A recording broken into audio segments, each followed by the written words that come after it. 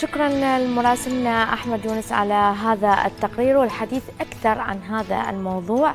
ينضم إلينا داخل الاستديو ضيف محورنا الثاني الكابتن ياسر السفير مدرب كمال الأجسام. صباح العافية والمحبة عليك. صباح الورد عليكم، يعطيكم العافية يا رب. صباح النشاط. وبالبداية احنا دائما نشوفك فقرة عندنا اللي هي فقرة جيم من الفقرات الناجحة بالبرنامج واللي لها متابعين واللي يسألون دائما عليها. اليوم لما تطلع به فقرة جيم هواي ناس تسأل على هذه الفقرة. خلينا نتعرف على حضرتك بالبداية. أولا أنا ياسر علوان السفير من مدينة النجف الأشرف، طبعا مدرس لغة إنجليزية، وهوايتي لعبتي هي لعبة البادي بيلدينج اللي هي كمال الأجسام. مدرب اختصاصي نسائي رجالي، طبعا يعني الجيم مالتي فرعين نساء والرجالي. مستهدف أكثر شيء الرشاقة نسائية رجالية، يعني مو الضخامة. بعدين دش الضخامة بعدين لا محور ثاني ذيك أكيد. نعم. بالبداية احنا دائما في فصل الصيف اغلب الشباب يكون عندهم وقت فراغ، يعني طلاب المدارس طلاب الكليات يكون عندهم وقت فراغ. اقبال كبير في فصل الصيف على القاعات الرياضيه، انتم كيف تتعاملون مع هذا الموضوع؟ طبعا اكو احنا الجيمات موسميه نسميها. اغلبيه المشتركين اللي عنده دراسه اللي ملتزم بعمل الوقت الصيفي نسميه احنا يجون اللاعبين عليه، لان وقت فراغ عنده كلش عالي. بس احنا ما نشجع على هاي الفقره، لانه الرياضه ضروريه يعني مسيره حياتنا اليوميه. يعني تخلصك من هواي امراض، مشاكل السمنه، مشاكل حتى عند النساء يعني خربطه الهرمونات والتكيسات المبايض اللي تصير اللي دكتوره اللي تدسها روح بس خفف وزنك. النظام الغذائي ما راح تعلمها عليه ولا الرياضه ولا هواي امور. يعني احنا دعنا نتطرق على هاي الامور، ننصح كل اللاعبين يعني ان كان قسم النساء ولا الرجالي انه يمارسون الرياضه بحياتهم اليوميه، مو مجرد انه موسم يعني تمرنت لشهرين وقطعت. ما سوينا شيء بهالحاله. احنا لعبتنا لعبه على كوميونيكيشن تواصليه، صح، مو لعبه انه بس تتمرن اسبوع 10 ايام. اكو ذول اللي يصحوا لهم الهواة يجي ابو رغبه نسميه احنا، يتمرن له اسبوع ويقطع له 3 اسابيع. وها كابتن ما طلع عندي عضلات، لا يجيك ورا اسبوع يقول لك عضلات شو ما طلع عندي. اي شغلتنا شغله انه اول شيء شغله نفسيه. اكو اللي يجي من الضغط النفسي، مثلا عنده فد مشاكل نفسيه يجي يفرغ هالطاقه نسميه احنا الاسترس الضغط النفسي، يجي يفرغ هالشحنات هاي كلها بالجيم. صحيح. احنا نريدها هوايه، مو بس يعني هوايه دائميه للصحه بس، مو مجرد انه وقت انه موسمي صح. اتمرن لي شهرين واترك 3 اشهر و4 اشهر. هذا صحيح. صح. طيب كابتن انت ذكرت انه عندك جيم نسائي وجيم رجالي، تشوف يا هو عليه اقبال اكثر؟ والله بالنسبه لي يعني كرشاقه يعني في موضوع الجيم النسائي اكثر شيء عندي اقبال عليه. لان ما قلتش انا فقرتي شعبيتي اكثر شيء نسائي. فاكثر اللي يجن زياده وزن. ماكو عندنا جيم نسائي تريد عضلات وشي شيء ماكو. صح. بس اغلبيتهم جايات يحاربون هالسمنه، هذا الوباء اللي منتشر اكثر شيء من الاكل المفتوح، يعني شو اسمه الاكلات السريعه، لان ياكلون يخربطون بالاكل. حتى السهر هو السهر ايضا واي امور، لان المضار السمنه يعني السهر او ما يهتمون بوجبه البريك فاست اللي هي وجبه الفطور. احنا يطبق الغداء والعشاء سوا او الريوق والغداء سوا، لا غلط. اهم وجبه هي الوجبه الرئيسيه احنا نشتغل عليها. فما عندهم هيك ثقافه اللي يتعلمون الوجبات الثلاثيه نسميها، او نحن نمشي بالنظام الصيام العكسي اللي نشتغل عليه. صحيح. فما عندهم هيك فكره انه عبالها انه ما تاكل ولا تشرب وتجي تتمرن. عبالهم انه هو حرمان. اي ما يعني ما يصير عنده طاقه اصلا. تتفقوا وياي يمكن ايضا التوقيتات جدا مهمه بالنسبه لتناول الغذاء. يعني اتحدث مثلا اهلنا قبل كان اجسامهم صحيه، تشوف عندهم الرشاقه بشكل مستمر على انهم على بساطتهم على فطرتهم، لان كان اوقاتهم منتظمه. مثلا الساعه 8 الصبح وجبه الريوق، الساعه 12 الظهر مثلا يكون اكو الغداء، الساعه 8 او الساعه 7 يكون اكو وجبه العشاء، وهذه التوقيتات هي ثابته. هذه لها علاقه ايضا برشاقتهم. هسه احنا رجعنا نفس الموضوع، هو نفسه هذا انا اللي مسوي نظام الصيام العكسي، هم دا يسووا القدامى قبل. صح. احنا صار وقت مسوي البرنامج اللي دامش زبائني عليه طبعا. النظام العكسي يبدي الوجبه الاولى اللي موظف ب8 يبلش وجبه الفطار. نعم. بالثنتين وجبه الغداء، بالسته وجبه العشاء. فن بلشنا سوائل منا ثاني يوم، سوائل يعني مجرد سوائل. اي سوائل له اي سوائل ما عدا يعني الشاي الاخضر مسموح، القهوه مسموحه يعني، الا السكريات اللي عاليه ما نريد الشربت وذني ممنوعات. بس البقيه الدايت نمشي عليه، وجبه الصبح والظهر لحد الستة نقفل الاكل بعد، بس على الصيام العكسي. هذا راح ينزل يوميا، انا حاسب حساب طبعا اذا كان عندها الدي 3 يعني اوكي زين، راح ينزلها 500 غرام يوميا. الاكل مفتوح يعني بالنسبه للوجبه للوجبه الريوق والغداء والعشاء؟ يعني الوجبات احنا الصبح بياض بيض ماكو غيره. احمد يريد ياكل الاكل عادي بس على المواقيت. امشي والله انا كيفي قلت اضرب الغداء واقعد من 6 وهاي نقضيها شاي. طبعا الظرفه هاي صار موقف، اجاني ولد نهاري كربلاء قال لي كابتن انا ملتزم بالاكل بشكل منظم. قلت له شلون؟ الصبح قال لي بيضه طق وخبزه شعير، انا قلت له خبزه شعير نص رغيف. قال لي والظهر تشريبه لحم وخبزه شعير. قلت له بالليل قال كباب قلي وخبزه شعير. قلت ادري ملتزم بس خبزه شعير. لا قوي.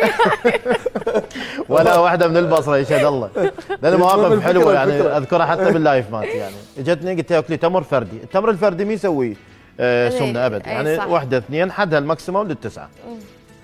فخابرتني ب8 بالليل، قالت لي وصلت لل51 اكمل. اي فماخذين ثقافه الدايت اللي هي ماخذين فكره كلها غلط عليها. هو نظام غذائي، احنا البروتين لازم يعلى اكثر من الكربوهيدرات والسكريات. الكربوهيدرات لازم تدخل كل جمعه، انا اسوي فري لو وجبه الريوق لو وجبه غداء، بحيث الجسم لازم كربوهيدرات فيه. مين يتطور الجسم لما ندخل كربوهيدرات. طيب كابتن، انت ذكرت انه اكو نظام الصيام العكسي او المتقطع هو اللي يمكن انت دائما تنصح به المشتركين عندك. زين احنا دا نشوف هسه احنا بالسوشيال ميديا يوميا دا ينزل في شيء جديد، مثلا قبل فتره يمكن الكيتو، وقبلها اكو هواي امور قامت تصير انه الناس يسووها. يعني انت يا هو تنصح الناس بيه اكثر وتشوف انه بيه اكيد سلبيات واكو ايجابيات؟ طبعا الكيتو دايت اللي تقصدين عليه هو اقدم نظام طبعا، بس انا ما ضده. لان المشترك او الزبون او اي شخص يريد يبلش هذا النظام انه يدخل دهون كلش عاليه ويسوي سلو موشن للمعده مالته، يسوي تشويش. بحيث شو يسوي؟ اول ما يضرب عنده البنكرياس وش قد ما يصعده وزن او ينزله وزن، نزل 20 كيلو يصعده 25 كيلو اذا ضعف الوزن اللي صح. نزله. اضافه الى ذلك سووه رجعوا سمنوا بالضبط. صار عنده فقر الدم، يعني يسوي حرمان كلش عالي صح، ويعبي كلش عالي. يسوي سلو موشن للمعده، هنا راح يصير تصدم مالته ويوصل مرحله يثبت الوزن مالته بحيث يضطر انه يترك، فيصير وزنه زياده عن اللي كان قبل. فانا ضد هذا المبدا. اكل الصحي والاستمراريه باللعبه هي مجال الانسان يصل للتطور مالته فقره بعد فقره. يعني انت تقصد الاشياء اللي تمشي بشكل طبيعي بشكل سلس، انه انت لا تفقد تخلي جسمك يفقد مثلا الغذاء لفترات ضد طويله. حرمان لا، الجسم احنا عندنا شغل. يعني هذا نظام الكيتو هو حرمان يمكن لا مو حرمان، هذا تشويش. نظام الكيتو تعباه هواي وحرمان قوي، يعني يعبي لك ايش قد ما تريد. شلون السلفه؟ دور تقبضها وبعد ما تختمها بعد ما اول واحد ضبط فلوس. نفس الحاله انا مسويها هيك. بس احنا نظامنا يكون نظام لازم يكون الاكل صحي. انا ابتعد دهون كربوهيدرات سكريات واكل يكون منتظم. راح تشوفين فقره او تشوف فقره كلش حلوه. انت نزولك خي يكون 100 غرام حتى اسمها باليوم، نعمه انه احسن من ماكو. خلصت من الكرش، مشاكل عندك اللي عندن، حتى الرجال يصير عندهم خربطه الهرمونات، حتى الرجال الجاينو وغيره. النساء نفس الحاله، كله من زياده الاكل ياكلون. واكو ناس يعني شو تسوي؟ عندهم نظام ان النهار كله ما تشتهي تاكل، لا ريوق لا غدا، بالليل اشتغلت صح فوق الاكل مالتها انه تسهر باقي للثنتين وثلاثه. اي والله اي صح. طفي الواي فاي تنامين. هذا الكلام اللي تتحدث به انا ابصم لك انه 90% من الشعب العراقي اليوم هذا كله هيك 99 يقول لك 10 من هسه روح سمي لك قاعات. انا مثلا انا قاعه السفيرجن مثلا مين دلها؟ بس روح يقول لي لك كباب ثابت ابو الكباب، ماكو واحد بالعراق من دل ابو الكباب عمل اكل. هو شغله رياضه. المطاعم صارت اشبه بتكون هوايه ومزاج يوميا بالليل وين نروح يا مطعم. طيب احنا نتحدث عن النزول بالوزن. الصعود اليوم اكو هوايه عند الشباب، صعود الكتله العضليه. ارنولد عنده مقوله يقول بها بنيت هذا الكتله العضليه، بنيت جسمي بزياده الاوزان. هو صحيح المقوله، بس كل من استجابه جسمه. يعني انا من يجيني ضعيف انه يقدر يدفع البنج بريس 50 و60 صعب علي، انه تبدي وياه سلوري. انا بالنسبه لي يجيني المبتدئ لاعب ضعيف بس عنده دافع قوي كلش قوي، بس يوصل مرحله انه شهرين وثلاثه بلش انه يعني يضمر، شو ما صعدت كابتن. احنا فقرتنا من زياده الوزن ننطي اعداد لحد ال7 اشهر، بس اصعد ميزان كلش قد انا كل شهر اصعد ميزان. من يتمرن يحرق يروح ياكل اكلات عاليه، بينما هو قاعد او ساهر على الموبايل وهاي هو ضعيف وتمرين ماكو، ايش راح يصير عنده؟ ينزل وزنه اكثر بعد. من يتمرن يحتاج بعد السعرات اللي يعبي، فيقوم ياكل وجبات اكثر. تمام؟ واحنا نبدي بالتمرين وياه، ما نبدي انه نصعد له وزن. ارنولد بعد هو ملك اللعبه يعني. من بلش اللعبه انه بلش هم ضعيف، شفته يجوز بلش لحد ما صعد وصل للماكسيموم، بينت الكتله العضليه من بعد السنه ونص طبعا. يلا يبين الجسم هيكلته، انه يلبس البودي او يلبس القميص مبين عادي. ذول اللواعي بيجون الفكره مالتهم انه 3 اشهر 4 اشهر يريد يصير بطل يعني، ويروح انه يريد يعني يقوم يستخدم هذا عافيه، يريد يستخدم العقاقير وغيرها، يريد يعني انه يطور بسرعه، يجيب دافع قلت لك قوي. يشوف مثلا انا اتمرن اصعد بنج بريس مثلا على سبيل المثال 100 كيلو، يا كابتن انت تدفع 100 وانا ادفع 10 اما ترهم. قلت له انا صار لي بهاي اللعبه تقريبا 19 سنه اتمرن ومتواصل باللعبه، انت صار لك بعدك 3 اشهر، يراد لك اعداد. انا مو اقطع واحسك، بس هي لعبه يصحوا لعبه الاغنياء يعشقها الفقراء. هي استخدام على الاقل الوجبات الغذائيه مالتك تنظم، والك بوفيه مفتوح بالنسبه اللي وزنه ضعيف، افتح كل شيء اللي تريده. صح. بس الاكثر فضل لي البروتين، يعني اللحم السمك الدجاج ذن الاكلات يعني. فيلا طبوا هذا المجال، يلا تتطور ويصير عندك طاقه، بس يراد لك صبر. هاي الفكره بالنسبه للي يريدون يصعدون وزن. اما اللي ينزلون وزن لعبت على قولتهم، شغلت هذا استهدفهم ذولا كلهم. طيب كابتن، انت يمكن حكيت بهذه المواضيع انه اكو ناس يجون من مثلا شهر شهرين يتمرن وما يشوف اكو فرق، فيمكن يلتجئ انه للابر هزين. هاي اصلا حتى المنشطات اللي ياخذوها يمكن اذا ما سوت له سايد افكت انه هو يمكن يعني تغير بالهرمون الداخلي إلى صحيح؟ هي اصلا كلها سايد افكت، يعني باستخدامها اول شيء باستخدام كون مختص بهذا المجال، ويكون اصلا اللاعب صار له سنه ونص متمرن، يلا العضل باين يسمى انه ياخذ العقاقير وغير ذني، انه جسمه بعده مو العضله ما كون نمو بيها. شلون انا انزل جكشن على مود تتطور العضله مالته؟ صح. فاللاعب من يوصل سنه ونص يعدوه لو دكتور لو مختص بهذا المجال، صاحب خبره كابتن يعني، يلا يقدر يعد اللاعب ويسوي تحاليل للكبد وغيره وغيره، يلا ينطي السايكل احنا نسميه. تمام؟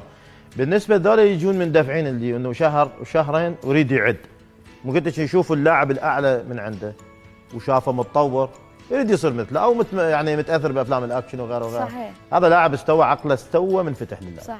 بس احنا ننصح الكباتن اللي يديرون القاعات كلها. للاسف احنا كم واحد عندنا انه ماخذه تجاره. صحيح. والله العظيم يعني اللاعب اذا ما انصحه بالشيء الصحيح، بس هو اللاعب يكون يتفهم الموضوع اللي نشرحه. والله لحد البارحه جون 2 من 3 انه جاء مندفع يريد يطور روحه ويريد. قلت له لعبتنا لعبه الصبر. تصبر تاخذ نتيجه. ما تقول لي انا شهر وشهرين و3 اشهر وما صرت، كل من وجينات جسمي. انا مرات يجوني يعني شخص عامل بن بس جيناته مال المسرح يصعد على المسرح يخوف. هي جينات جسمه، هي يعني هي ماخذه الطابع طبيعه جسمه يعني. طبيعة جسمه. حتى عند الاطفال يعني مرات على طفل عنده التكوين العضلي مالته صحيح، على عكس مثلا غيره تلقى طفل انه مثلا ممكن سمين او عنده خمول. انا عندي 2 اطفال، مجتبى ومرتضى. الله يحفظه. مرتضى ربي يسلمك. مرتضى ضعيف، مجتبى لا مختلف، مع العلم هذا اثنيناتهم ياكلون سوق، بس هذا جيناته تختلف عن هذا الجينات.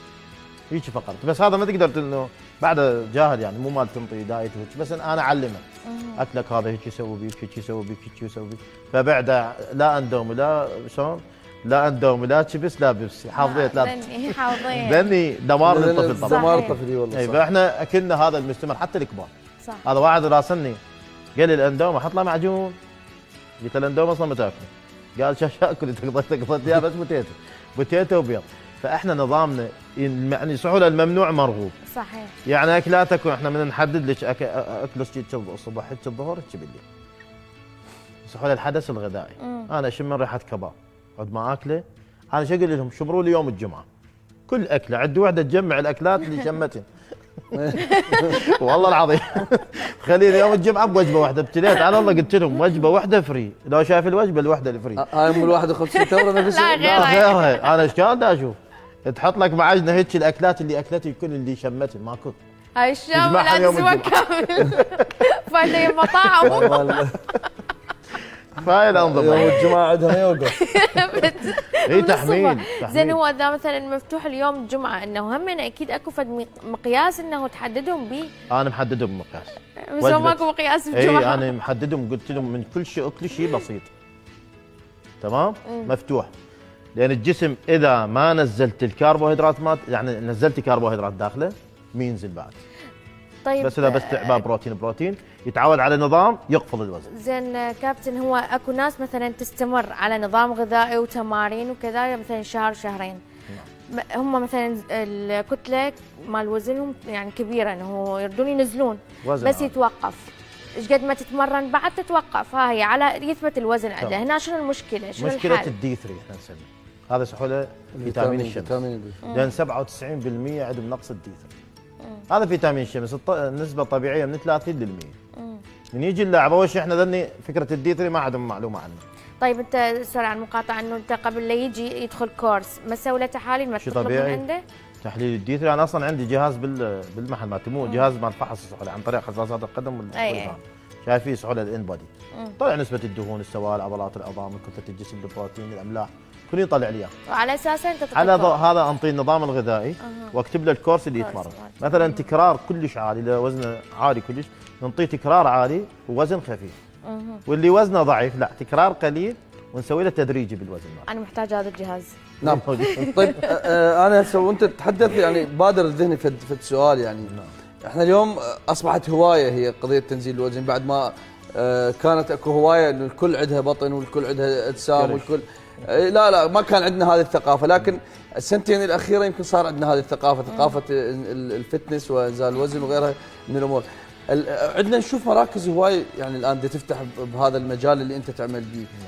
هذا المجال خاضع مثلا للرقابه الصحيه، خاضع مثلا اكو شهاده عمل؟